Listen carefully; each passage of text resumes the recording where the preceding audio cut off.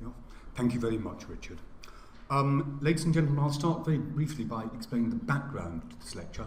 As many of you will know, I've been working on Windsor, as the saying is, for a long time, since 1993, in fact, when I became the Inspector of Ancient Monuments and Historic Buildings in English Heritage's then and Crown Buildings team, and I worked on the post-fire restoration in that role.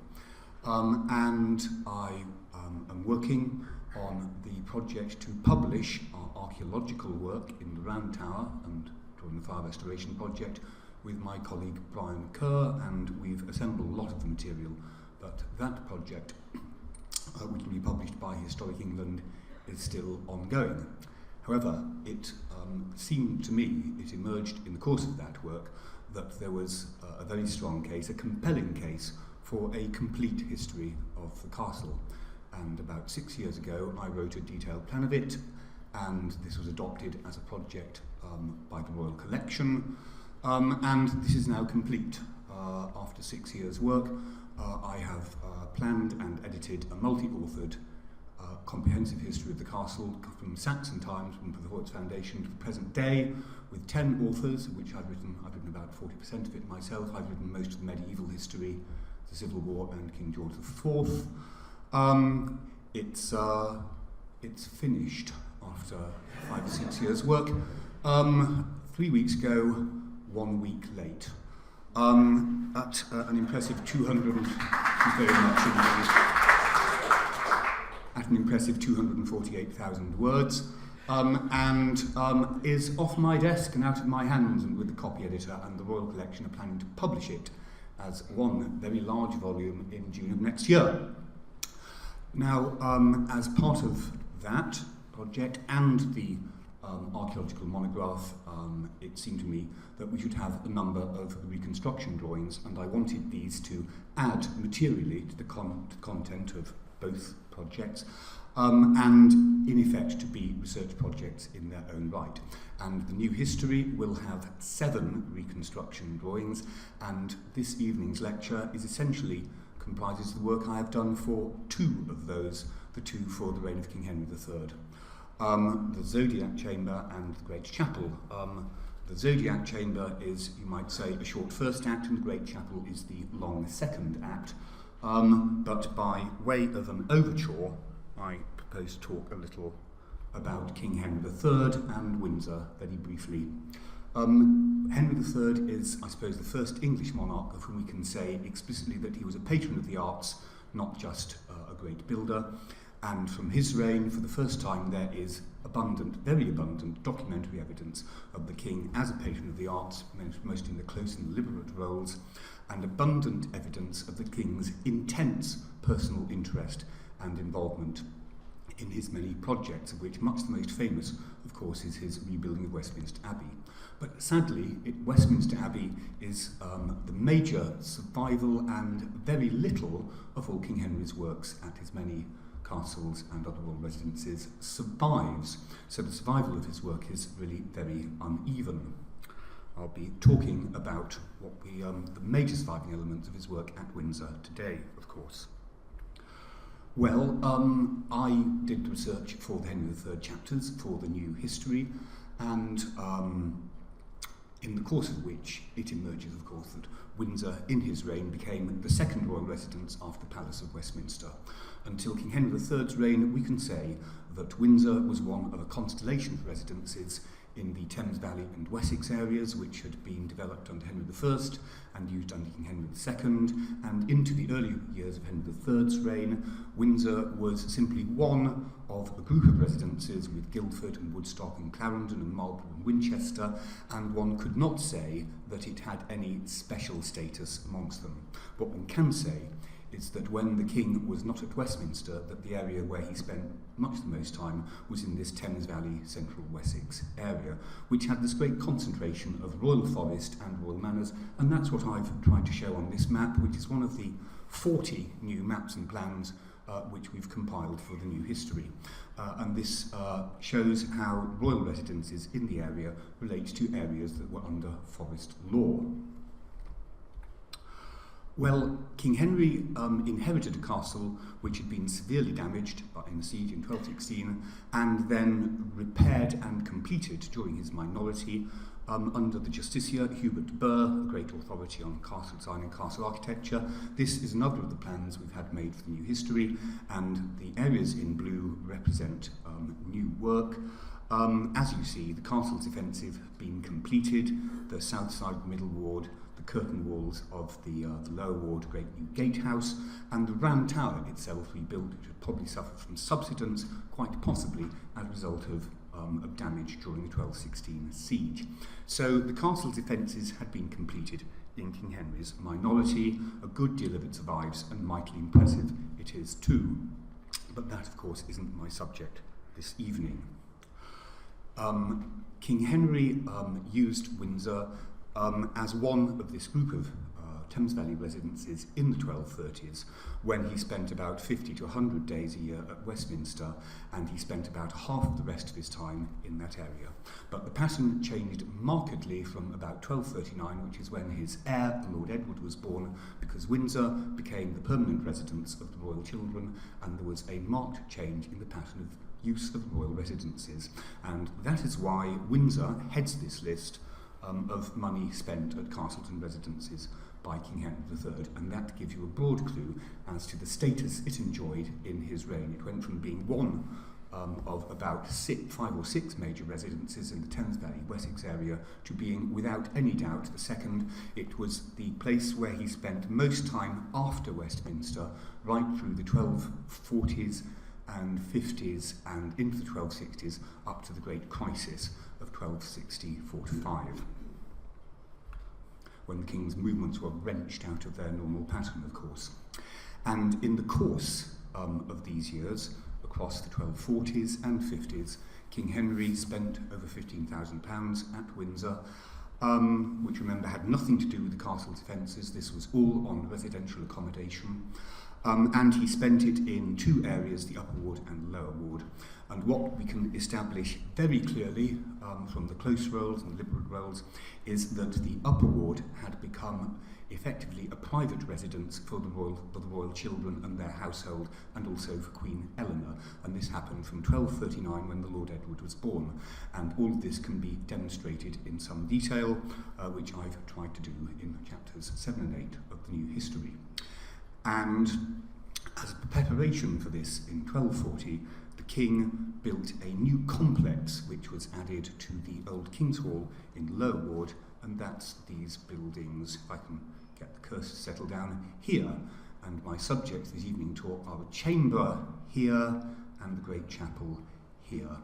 So remember that up to this point, the king's houses, as built by Henry I and developed by King Henry II, were always up here, and there was a great hall in the lower ward. And what Henry III did was to give the upper ward to his children and their household, and they lived there permanently. I think we can be absolutely certain of that, because there are abundant references to the children's household and it being supplied to the other noble children who were living with them there.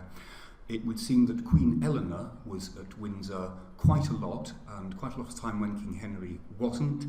And in the 1250s, the hall and the chapel in the upper ward had become known as the Queen's Hall and the Queen's Chapel, though the king did retain a chamber there. There were new chambers made for Queen Eleanor as part of this complex in the upper ward, and it seems reasonable to think that became a fairly private, secluded place, and most of the royal household were probably never let in there at all. The Round Tower was a separate self-contained residence, the residence of the castle's constable, and in the 1230s and 40s and 50s, the castle's constables were a succession of Savoyards, members of the Savoyard faction relations of the Queen's uncles Peter and Thomas of Savoy. So the Queen's faction, the Savoyards, were effectively in control of the castle, which became the second most used royal residence after Westminster.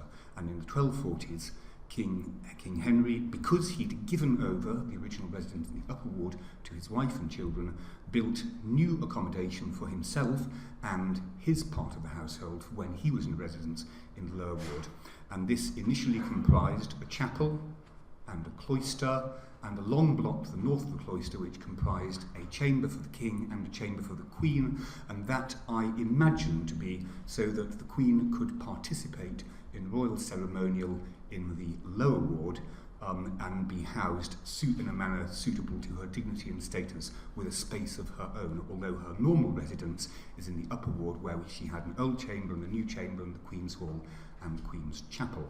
So there was a Queen's Chamber in the lower ward and there was a King's Chamber in the upper ward, and it would seem in this age, with the rise with the royal household becoming larger and the life of the royal household becoming more complex, that the upper ward had become effectively a private residence, and a further layer of complexity was added here with the establishment of the Great Park from 1245. King Henry had an area of about 1,200 acres enclosed with a palisade as a great park for preservation of deer and for recreation, and within that he built a manor house. Now, of course, there had been other royal hunting parks and royal manor houses before, but the difference here was that the royal manor at Windsor, which is about 5 miles from the castle, seems expressly to have been regarded as part of the same royal domain. It was under the administration of the same constable. One of the castle's chaplains was responsible for the chapel in the park. The castle officials helped to run the park. And so you might say there are now 3 aspects to the royal residence at Windsor. There's the residence for the children and the Queen in the upper ward.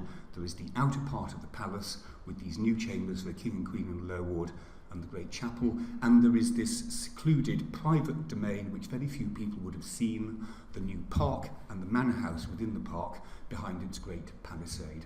And what's new here is the sense that both the manor house and the castle were different aspects of the same royal domain, and there is an increase in the sort of sophistication of in the patterns of use of royal residences here, and in this respect the royal manor at Windsor is the first in a long succession of subsidiary residences to the castle, of which the present ones of course are Frogmore House and Royal Lodge. The castle has had subsidiary or satellite residences within its domain ever since King Henry III built the first royal manor house in 1245. So there's an increase in the complexity of patterns of use here, which I think parallels developments at Westminster.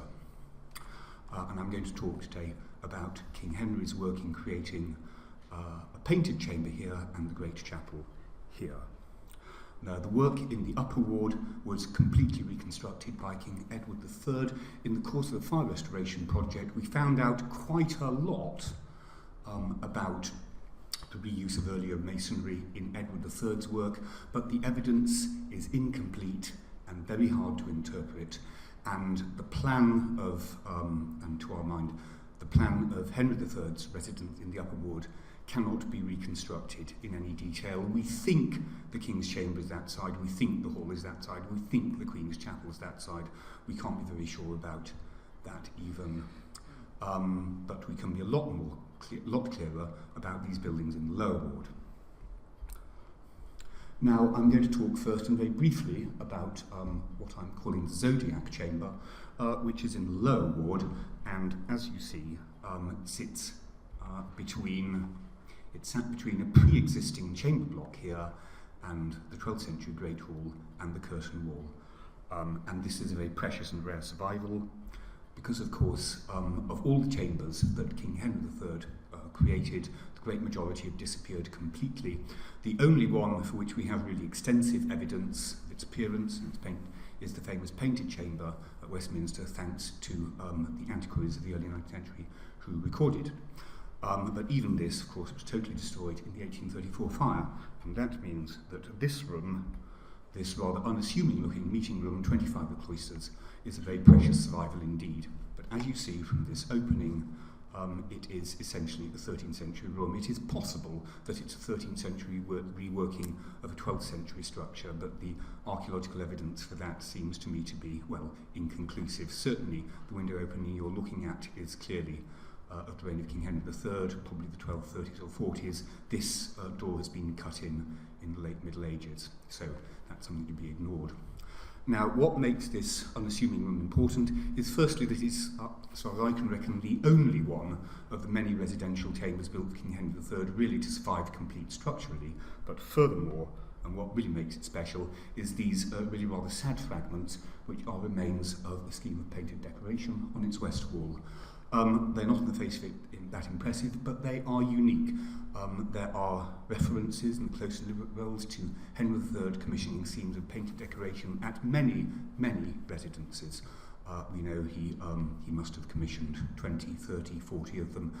I haven't done the actual sum, but this is the only one, so far as I can think, that anything remains of at all. There are also the slight traces of 13th century painting in the chapel of St Mary, Mary in Castro in Chester, which also from his reign, which decorate an earlier building.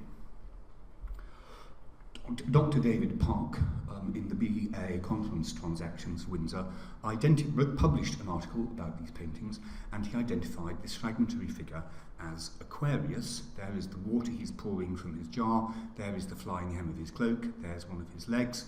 I think you would probably literally have to be David Park to have made this identification. And the work I've done today has simply, I don't claim any particular originality for, I've simply developed the work David had done because it seemed to me that as a survival this is so precious and so extraordinary that it was worth taking the work David had done a stage further. And also because, as I say, I want to make a proper reconstruction drawing of it for the book, because it's a unique opportunity to recreate the appearance to, conjecturally, of course, of the royal interior of the reign of Henry III.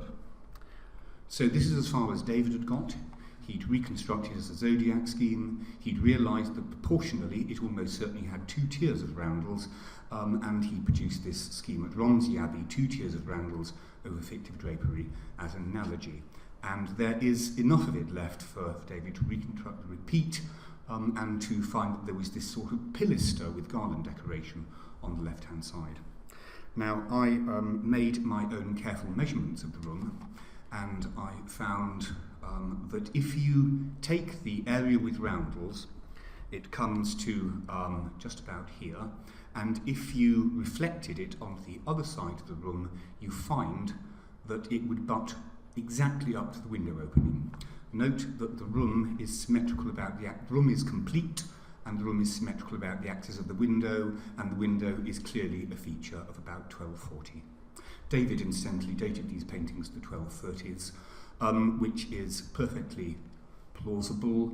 They would thus predate the addition of the new chambers of the 1240s.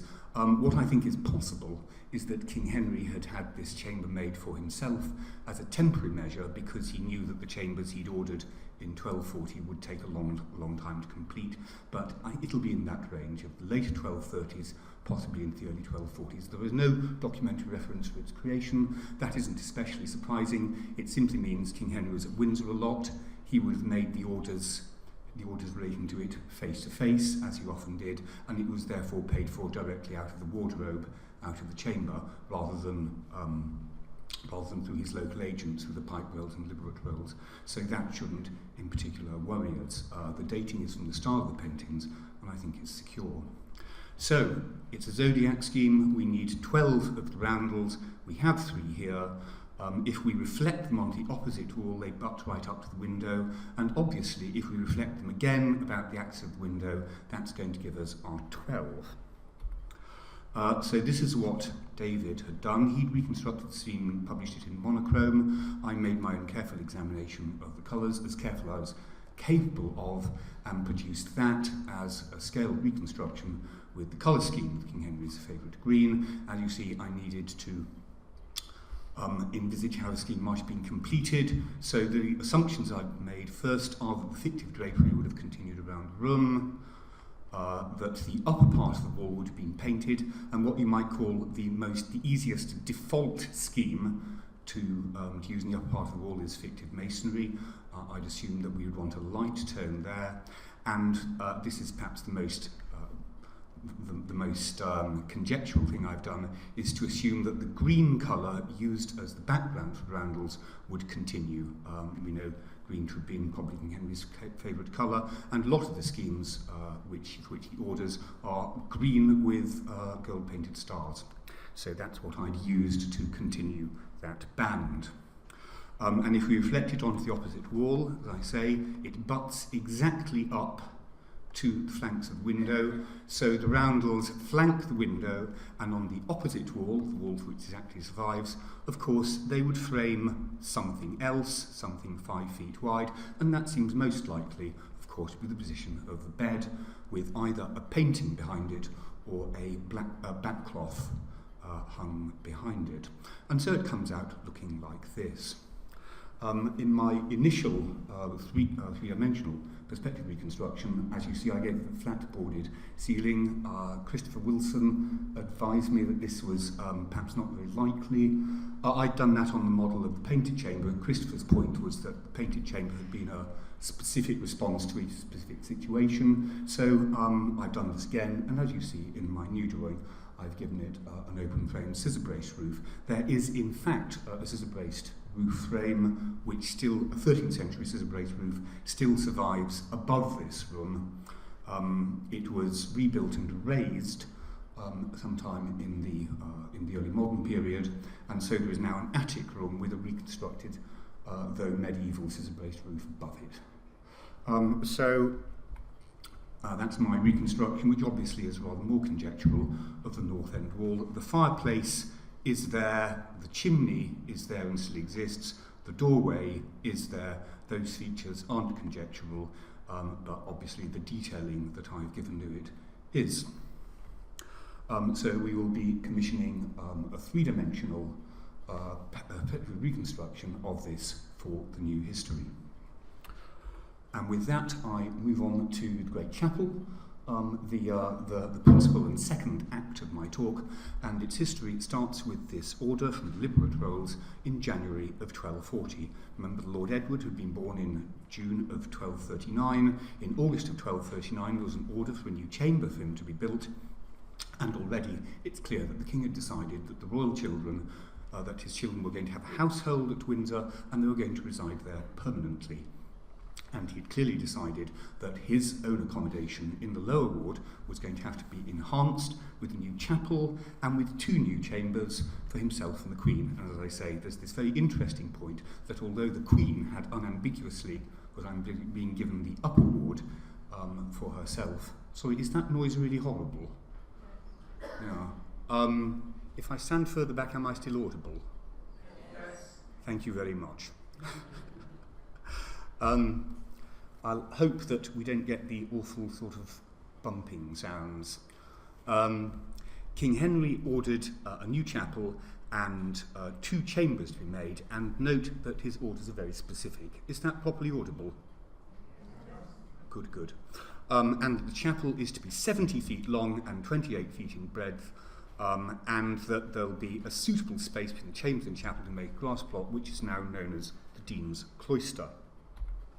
And the next major reference to it is this one, when the king was in Gascony. He was on the second of his somewhat disastrous forays into France to try and win back his lost French territories, trying to win back Poitou from his brother-in-law, St. Louis IX.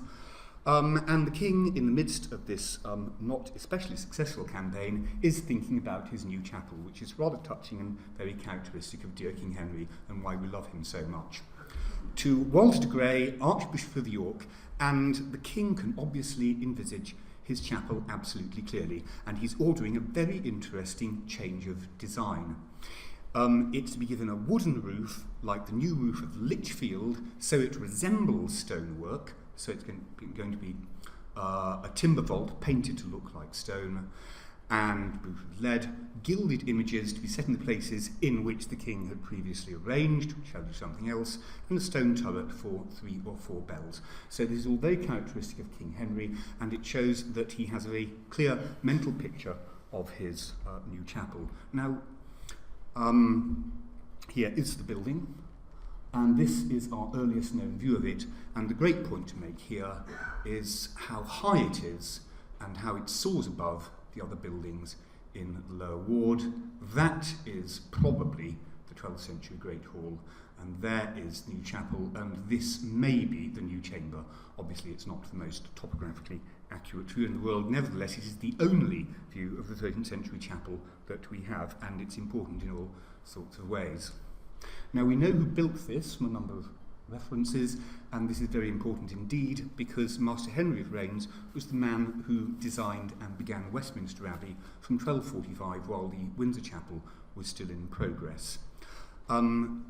Scholars since, at least since W.R. Letheby at the turn of the century, have come to the conclusion that Master Henry was probably an Englishman, but he had almost certainly been to France and seen major French cathedral works in progress, especially at Reims and probably also at Amiens. And there has been debate as to whether his mysterious name Reims refers to rain in Essex or whether it refers to Reims in France. We know nothing at all about his origins. The first reference is to him being given robes as Master of the King's Masons, probably at Windsor in 1243, because they were given by the Constable of Windsor. But he must have, one would have thought, have worked on a major English project to have attained the status he had, and we can be certain that he'd been to France, although quite in what capacity as a visitor or actually working there he'd seen Reims Cathedral, we can't be sure. But at any rate, this is a crucial moment in the development of English Gothic architecture, the moment at which Westminster Abbey was built as the closest English equivalent to the very high church, to the very tall proportioned churches being built in northern France. Master Henry began work on Westminster Abbey in 1245 while the Windsor Chapel was still rising, and details at the Windsor Chapel can be related to details in the eastern arm of Westminster Abbey and in the Chapter House, which, as we know to have been one of the first parts of Westminster Abbey to be built. As I say, his name may well refer to Reims Cathedral, which is the source of a number of important details in Westminster Abbey, notably of its window tracery, but that again is a speculation. Details of the Windsor Chapel closely resemble certain details at Westminster Abbey, in particular this arcading, which is very close to detailing in the Chapter House Vestibule in St Faith's Chapel, and some of the capitals here are almost identical to a number of capitals at Westminster Abbey, a fact first noted by W.R. Letheby, who wrote, "These were carved by the same man." So, without any doubt, there were close connections, and it seems almost certain that Henry of Raines began the chapel at Windsor in 1240, and while it was still rising, moved to Westminster to begin Westminster Abbey. So there's an important relationship between the two, which gives the Windsor Chapel an important place in English architectural history. But our subject for the day, the reason that one has to reconstruct Henry III's Great Chapel, is that it was largely deconstructed by King Henry VII in 1494, who demolished most of it, but not all, as we'll see, and he built this instead, which was initially envisaged as a lady chapel to King Edward IV's St George's Chapel, which appears to the left. But it was never finished because the project was abandoned, and King Henry built his celebrated chapel at Westminster Abbey instead, where in the event he elected to be buried. And the lady chapel that he'd begun on the site of, using the bones of Henry III's chapel at Windsor, was then drastically altered in later centuries. Its floor void was dug out to create the Hanoverian Royal Vault, so the archaeology of its space has been completely destroyed to create that. And in the 1860s, George Gilbert Scott created the fantastic Victorian interior, which you see upper right, making it into the Albert Memorial Chapel, which is how it's known today. So we have certain parts, we have significant elements of Henry III's chapel remaining within the Albert Memorial Chapel, notably the very thick north wall, the west end wall, and I think the walls around the narthex. I've examined the masonry very carefully, and one can trace the lining masonry continuously through the door opening, all round all four sides and back through the thickness of the wall again. The reason that the north wall is so immensely thick, this is 10 feet. The south wall of the 15th century chapel, that's 4 plus 6 is also 10 feet. So it would seem that both the 13th century chapel and its 15th century successor were designed had this very thick north wall so that buttresses for the upper part of the facade could be carried on this thickened lower wall, and so that the wall could present a flat face to the cloister, which, as we've seen, Henry III ordered created to the north. So there is an explanation of the very thick wall which has to do with Henry III's chapel's original design. And one of the things it tells us is that his chapel was intended to have buttresses on the upper parts of its wall of similar proportion to those on the lower part of the wall, and that these features were repeated in its 15th century successor. So, as you see, a lot of the plan of Henry III's Great Chapel is preserved, and indeed a good deal of its fabric is preserved. So here's the West End with the famous Gilbertus doors.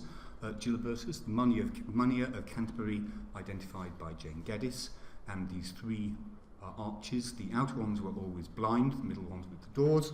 Talk about that more later. And the north wall, the Dean's Cloister, with its blind arcading. Remember, the wall was made very thick so that it could present this even architectural face, the Dean's Cloister, and that gives you a sense of the thickness of the wall and the walls of the narthex. So I spent a while, as you see, with my trusty tape measure, measuring this thing to within an inch of its life, or possibly my life, as a result of which one can make a number of fairly firm assertions about it. And one is that this was set out very, very accurately indeed, and that Master Henry really, really knew what he was doing. It's based on multiples of 7 feet, and that relates very nicely to King Henry III's initial requirement that it should measure 70 feet by 28, which evidently related to the internal liturgical space without the narthex. Now, the bays inside and out, remember that we have the 13th century fabric here to measure, and these are exactly, and I do mean exactly, 14 feet centre to centre to within half an inch. That is within tolerances better than 1 in 300. And when you measure the narthex, and remember that I think we can trace original facing masonry all the way around it, it is exactly 28 feet, again to within about half an inch.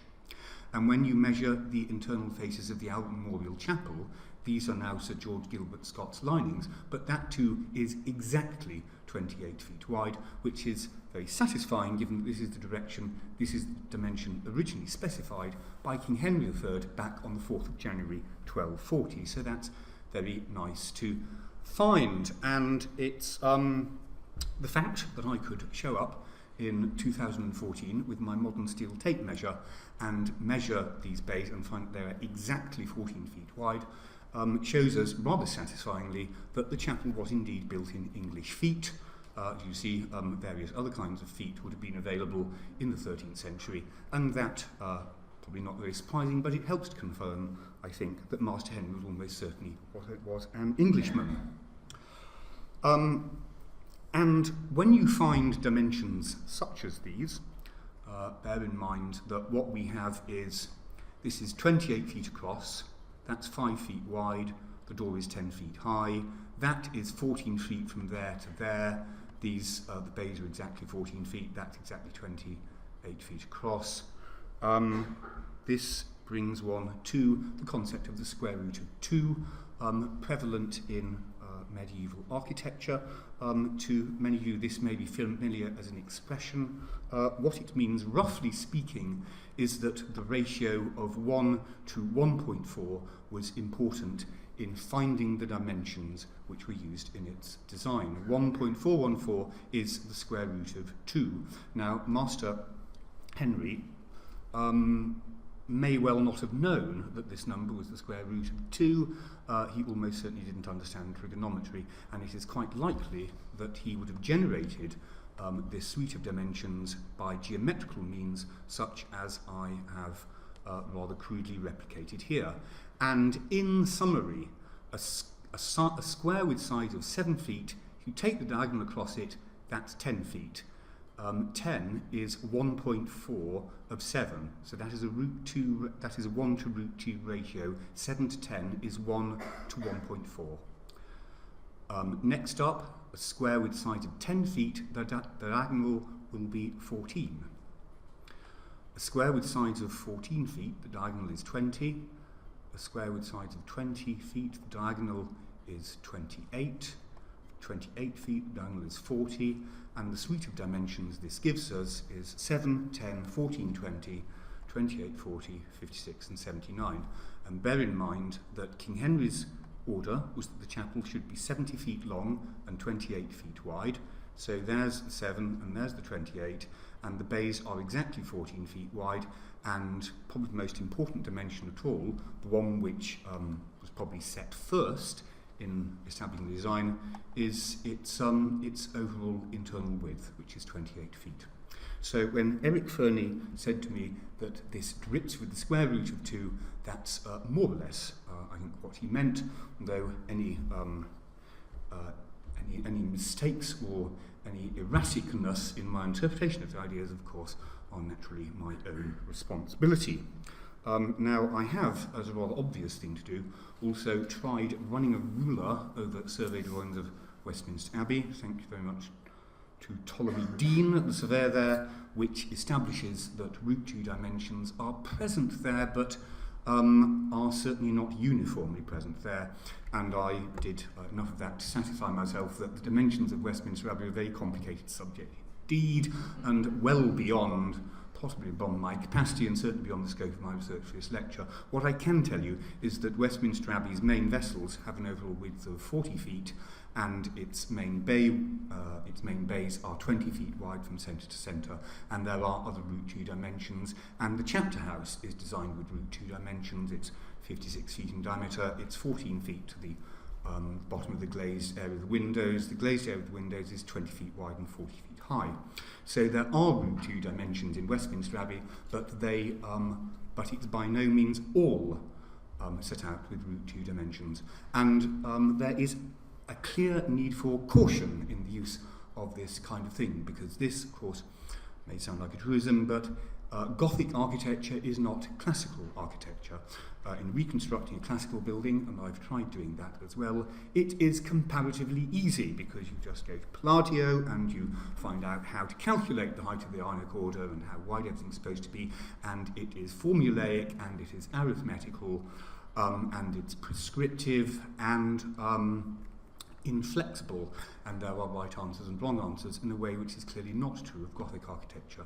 And what becomes reasonably clear is that medieval masons employed a suite of geometrical concepts, of which these dimensions generated from the square root of 2, or by diagonals of squares, or 1, and others, which we'll come to shortly, and they employed them in a flexible and pragmatic way, which can be rather unpredictable, and certainly can't just be assumed. Their work was pragmatic and imaginative. It wasn't fixed and formulaic in the way that classical architecture was. And that means there are particular problems and dangers associated with making assumptions in reconstructing their buildings. Now, one of the major questions to arise here was whether the east end was canted or square. The Albert Memorial Chapel has a canted east end, and one might well want to reconstruct its 13th century predecessor with a canted east end, not least because we know that the original Lady Chapel of Westminster Abbey, which was begun in 1220, had one and would have formed a precedent to it. So it would be a nice idea, but I'm fairly satisfied that it didn't. This is the Dean's Cloister. Note 1, 2, 3, 4, 5 bays, and the 5th bay, as you see, has been interrupted at this point. 5 times 14 is 70. So King Henry's order for a chapel 70 feet long would seem to represent a chapel with 5 bays of 14 feet each. And that would seem to rule out a canted east end in itself. Then we come back to Eton manuscript view, which seems to show an aedicule atop the western gable and another at the eastern end.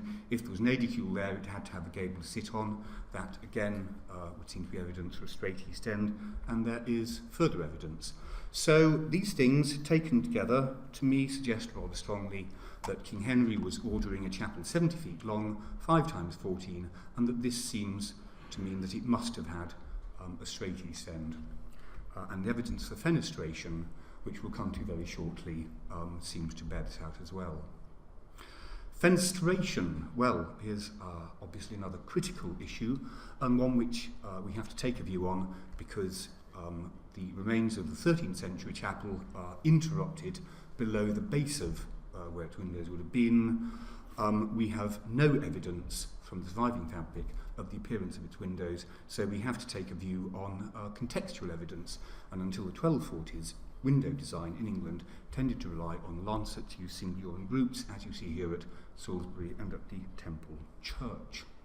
But one of the great innovations made at Westminster Abbey by the same mason, Henry of Rheims, was the introduction of bar tracery, and we know this, we think it to have been based on the very similar windows of Rheims Cathedral, but note how already Master Henry is subtly altering their proportions and making them slightly lower in proportion to suit English taste, or one might make that kind of assumption. And if you look at the chapter house, which has what were then much the largest tracery windows that had yet been created in England, and these would seem to relate to examples at Amiens rather than at Rheims, but similarly a little lower in proportion. One might think of this as they're being adapted to English taste, or at any rate by an English mason. And this, of course, is what Master Henry was building while his Windsor chapel was still rising. So it's a close parallel. And there is also this mysterious thing, the west front of Binham Priory in Norfolk.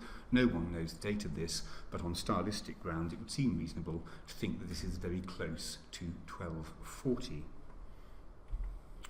And then we have this very useful account of window repairs made in 1294-5.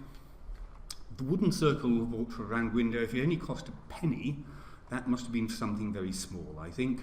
But the 12 great curved crooks, I think, can only mean that there was a rose window there. It's hard to see how else one could possibly interpret that. I'll come to what I think the curved crooks were shortly.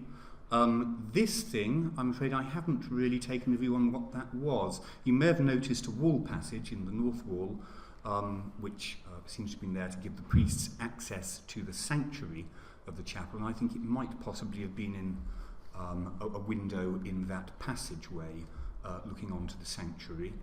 But the other useful thing is this reference. We don't really know what lacetis et cacetis the words are, but it seems to be referring to ferramenta for a biggish window, and this is at the head of the chapel towards the west, and that's very useful indeed, because we've strong evidence for a window with extensive ferramenta, thus traceried window at the west end of the chapel. We've clear evidence for a big round window that could hardly be on a side wall, so that must then be in the east end wall, and that seems to be further evidence for the chapel having had a straight east end, not a canted one. The 12 great curved crooks, I think, were probably the things that go towards the edge of the lights of a rose window. I'll talk a bit more about my version A reconstruction in a bit. And in view of all this, it seems reasonable to think that the Windsor Chapel had traceried windows. And this was my first attempt at reconstruction, and there is a second attempt, and I'll talk a bit more about height and how I generated those very shortly. But there are a couple more aspects of the reconstruction to talk about first. Notably the west front. As we've noted that this survives with its 3 openings. We can be sure that the outer arches were always blank because we can, on the other side, we can trace 13th century lining masonry. You can see that there are relieving arches, but there's even an apparently 13th century lining masonry below. So these were never open. There was only ever one central doorway. But on the outer side, there is some very curious evidence indeed in the masonry joints, evidence of there having been features since dressed back with these rather curious raking joints, and what's more is they're asymmetrical. The left-hand joint rises at a markedly steeper angle to the right-hand one, and what this suggests when you first look at it is gablets. But why would they rise at different angles? So obviously the thing you want to do when you see this kind of thing is ask to borrow a ladder, which I did, and measured the angle of elevation, and you find this is 61 degrees and this is 54 degrees, and if you measure the whole facade and then draw it to scale, then what do you know? It works. The reason that they're at different angles is that the presumed gablets would have come to the same height, which is, if you think about it, a rather strange thing to do, because it introduces a dissonance into the design, which one might not find aesthetically exactly desirable, especially not if you look at comparative evidence like this. This is Ramsden and Amiens, and I ought really to have included the north transept of Westminster Abbey, which also included a great triple portal, almost the only place in England which did have one of these great triple portals, and again, of course, the work of Master Henry. So why, with this kind of example, gablets which rise to different points because the middle one is bigger, and of course they rise at similar angles of elevation, why on earth would Master Henry have flattened his middle one? Different masonry joint? Well, the only answer that I could see is that he was planning to have a major horizontal feature immediately above that level, which is most likely a windowsill. So my thinking there is that he's planned gablets, but he is given priority to the sill of a great window, the window whose existence seems to be implied to that reference to Ferramenta, to Lachetis at Cachetis. And that would have been just about 20 feet up. Here's Master Henry thinking of his new chapel, and you'll remember the reference to the new roof of Lichfield Cathedral so that it resembles stonework. This, again, very important piece of evidence, because it suggests, of course, that chapel was not intended to have a vault of any kind, that it was planned to have a timber roof. Its structure was probably not designed to carry a masonry vault. That's why its vault could only be of timber, but the king had seen one at Lichfield, which he is citing here to be an example. And because we have King Henry III's itinerary, we know that this is King Henry, remember, in Gascony in August 1243, and he is remembering going to Lichfield in September 1241, 2 years ago, and he is remembering his last sight of his chapel at Windsor in April 1242. So this tells you quite a lot about King Henry and the way he thinks about his buildings. He'd last seen his chapel at Windsor a year ago. He'd last seen Lichfield Cathedral 2 years before. He's putting the two ideas together. But why? Why should he have been changing the design, saying, I now want it to have a vault. I understand it can't be a stone vault. Make it a timber vault like the one I saw at Lichfield. Paint it to resemble stone. Why would he be doing this, and why would he be doing it in Bordeaux? Well, it is possible that King Henry was reacting to news of this. I'd only put it that strongly. Of course, the Sainte-Chapelle wasn't begun until 1241, probably, after the Windsor Chapel was begun, and King Henry didn't actually see it. Here, this is my mistake. He didn't actually see the Sainte-Chapelle till 1259. It's just possible that King Henry was reacting to news of this. Of course, we know that when he finally saw the Sainte-Chapelle, he was overcome by envy and wanted to carry it home in a cart. So it is just possible that King Henry had heard about this sensational new chapel that his loathed and admired brother-in-law was building, and was overcome with frenzy of status anxiety, and decided that at the very least his chapel had to have a vault or something that looked like a vault. That, of course, is pure speculation. But we do know that he changed its design by letter to Walter de Grey while in Gascony.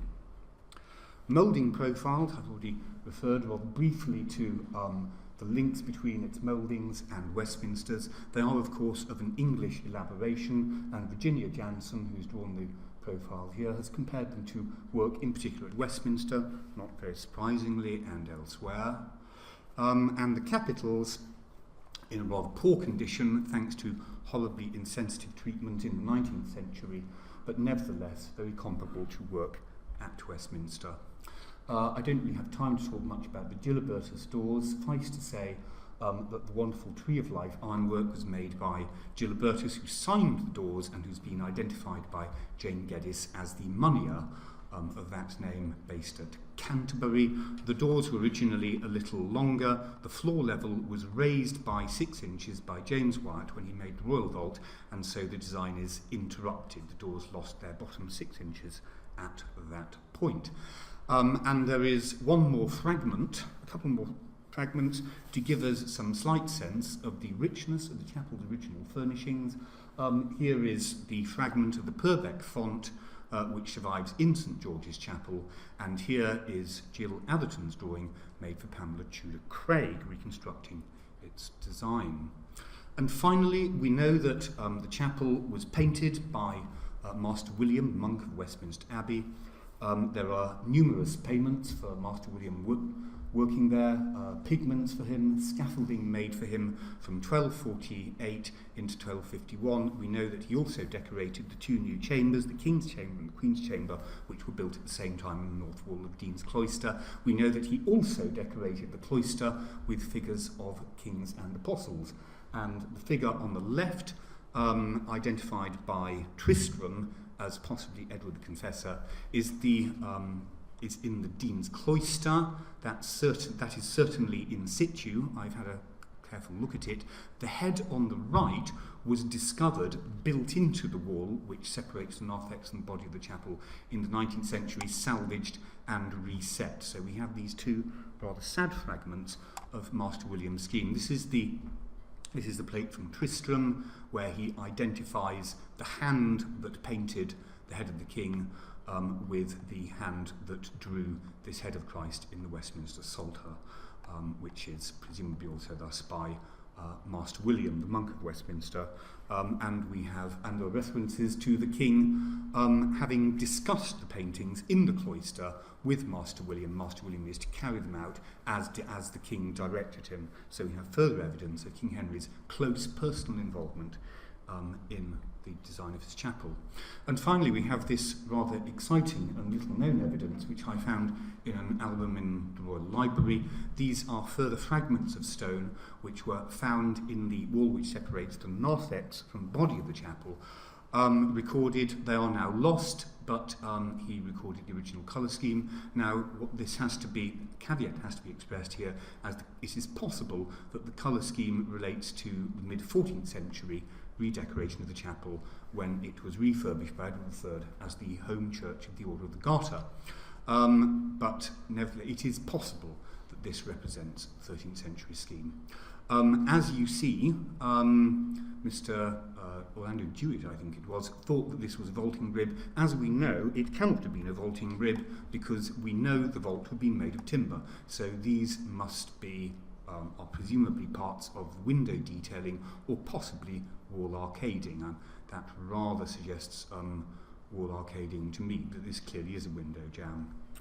So we have further hints of the chapel's colour scheme. The only other surviving object really to give us any contemporary idea of what its fittings may have looked like, of course, is the Westminster Reader Bull, probably rather later, made in the 1270s for Westminster Abbey. And this leaves, of course, the $69,000 question, which is how high was it? By far the most difficult question of all. And I've talked about the pragmatic way in which medieval masons seem to have used geometrical concepts in generating their design, and the fact that the square root of 2 was certainly employed extensively to generate dimensions, and how root 2 dimensions 7, 10, 14, 20 and 28 are found in the Windsor Chapel, and they are also found at Westminster Abbey. Well, the history of the King's works, the authors of HKW, God bless them, established for us that Westminster Abbey is, his design is generated on the basis of 2 major geometrical concepts: ad quadratum, using a square, and ad triangulum, using an equilateral triangle. And essentially, the internal volume is 40 feet across. This is 120 feet. That is a square with sides of 120 feet, and that gives you the measurement, the dimension of the top of the pinnacles externally. They make the point that it's designed using both ad quadratum and ad triangulum, but what they didn't make clear in their diagram, so I've drawn it in for them, is what that means is if you take a triangle with sides of 120 feet, then its vertical, which you can work out using trigonometry, is 104. You'll usually see the internal height of Westminster Abbey quoted at 105 feet. If you do the arithmetic, the number you actually get is 104. It's within 1%. I don't think it should worry us very much. That is where I started, although with a considerable presentiment as to whether it was appropriate to use ad quadratum or ad triangulum in estimating the height for a single vessel building like this one. But having said that, we don't know that is a solecism. We don't have anything like Palladio's 4 books of architecture for the 13th century. The fact is that most of the cases where it has been demonstrated that ad quadratum and ad triangulum were used were indeed great churches like Westminster Abbey. These are the concepts one has to work with, so I thought, let's give it a go.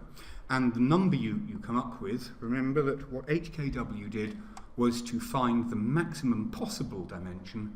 Do bear in mind that this is not based on a medieval document. All of these diagrams are cases of modern scholars projecting these concepts onto the buildings themselves. So there's a speculative element about all of this, really. The widest value you can find, obviously you want to make it nice and high, is 48 feet. That is 28 plus 10 plus 10. That is to the outer side of buttresses. And here as a comparison is Peter Kidson trying to establish whether ad quadratum was used in the design of Salisbury Cathedral. And as you see, in order to do that, he's had to strike a line not quite through the middle of the walls. He hasn't managed to do it either on the inner face or the outer face of the walls. So the dimension I got there was 48 feet. And then I thought, well, I didn't quite feel happy with that. I thought, let's try ad triangulum as well and see what happens, and felt reasonably encouraged in this to find that the arches to the Dean's Cloister, which you remember, are based on equilateral triangles. They have sides of 14 feet, obviously, and that is 12 feet high. And at this point you might think I've gone completely mad. This is what happens when you try and draw it to scale, and the fact is that there are 3 different ways of using ad triangulum to generate a possible height for this building. It's either 2 triangles, one on top of the other. Incidentally, Sir George Gilbert Scott found that the central vessel of Westminster Abbey is 3 equilateral triangles on top of each other, come to 104 feet. I thought that would seem rather too tall in this case, so 2, one on top of the other, that gives you about 48 foot, 48.5 feet. Double 28 gives you a triangle with sides of 56 feet. That, of course, gives you the same dimension. Or alternatively, you could multiply 28 by the square root of 3, that's 1.73, and that gives you the same answer again. Now, I did feel a certain doubt all along as to whether it was proper to be using these geometrical constructions to generate the design of a single vessel building. But you will understand that once I'd found that ad quadratum gives us 48 and ad triangulum gives us 48 foot 6, that I thought I was onto something. And so this is my first version, and it comes out looking like that.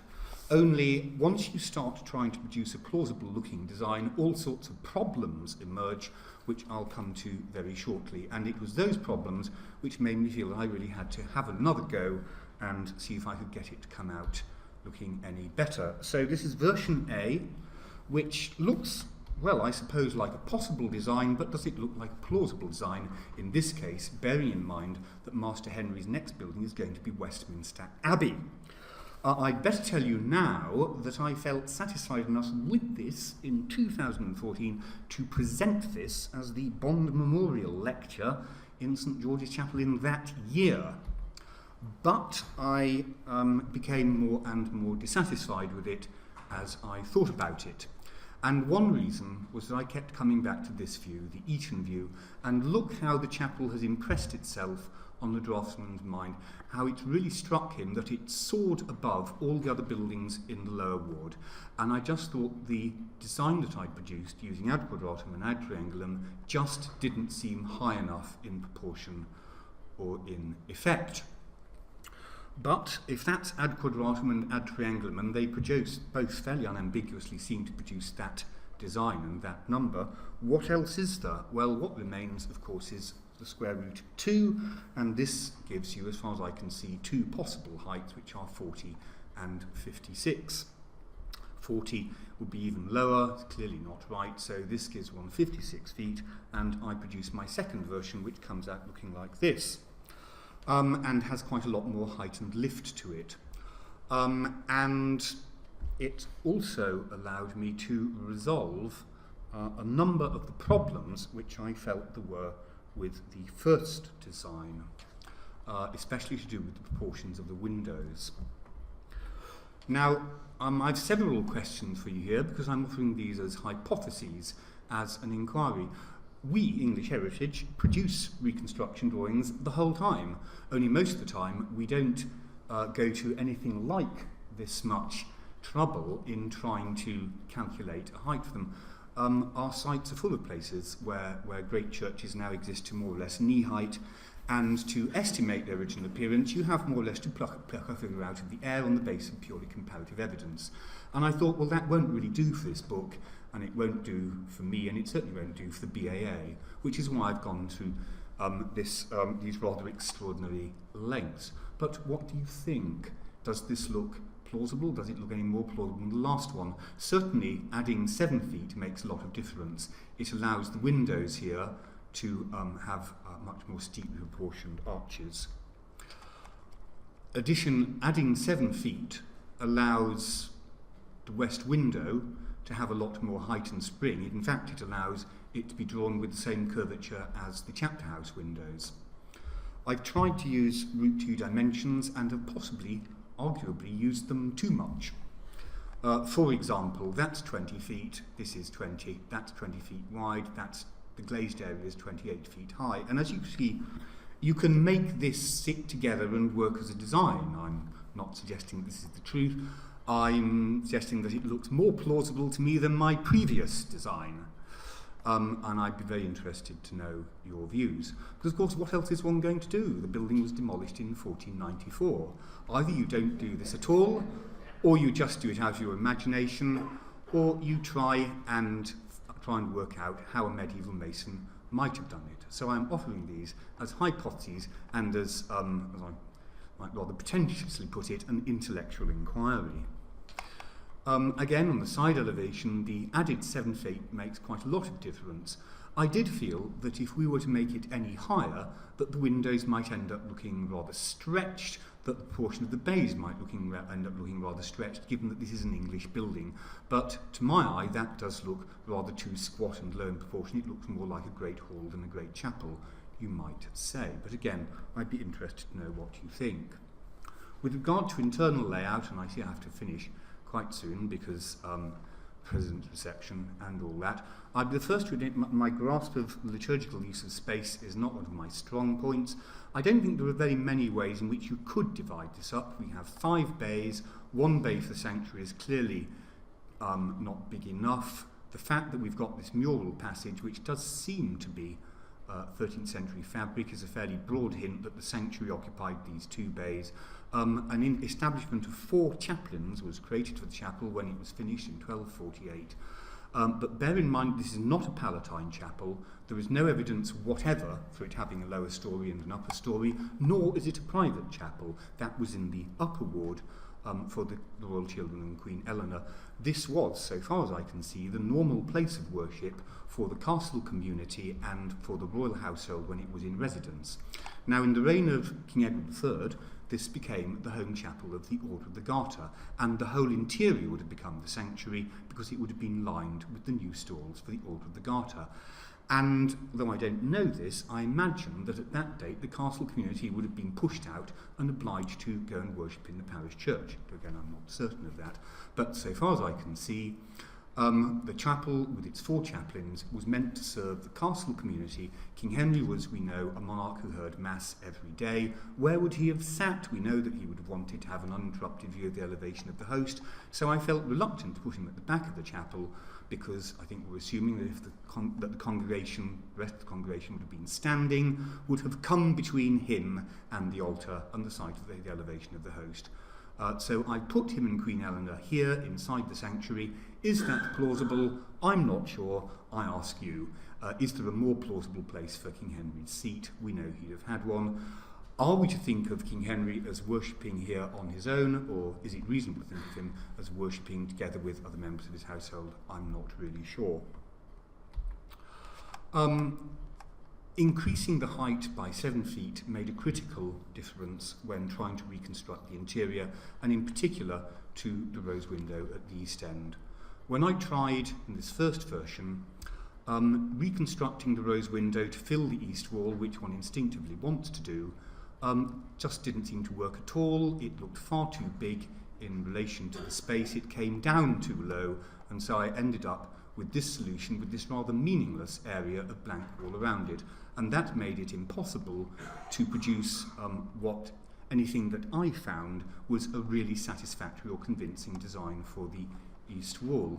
But by adding 7 feet to the height, that means that you could envisage the rose window as filling the entire width, and that's 28 feet up. It's at the same level as the height of the side windows, again 28 feet up, and instinctively I think you would want the rose window to line up with the windows and side walls, so that seems satisfactory. And I'm assuming that the 12 great curved crooks would probably have gone in something like this position, where you very often do see ferramenta in rose windows, so that would be them accounted for. There are a great many other aspects of detail which I could talk about, but don't really have time to. But as you see, I've made copies of these, particularly so you can have a look and then tear them to pieces and tell me what you think, hopefully being as polite as you can manage, because they did embody quite a lot of work. But then we are going to make a final reconstruction of this for the Windsor book, and I would like it to be as plausible as possible with your help, ladies and gentlemen. So there we are, an intellectual inquiry, one might optimistically put it. I'm not sure how plausible you find any of this. My defence would be that by forcing oneself to address these questions, one does understand this kind of thing in a different way, and I hope one sheds light on the history of this sadly lost building. If we don't go through this kind of exercise, well, we would never know. I'm not suggesting this is the truth. I'm suggesting that it's only by going through this kind of exercise that we'll get anywhere near the truth. We have to bear in mind this is all interpretation, but then a great deal of what we all do is interpretation. Do you find mine plausible? Answers on the postcard, please. Thank you very much.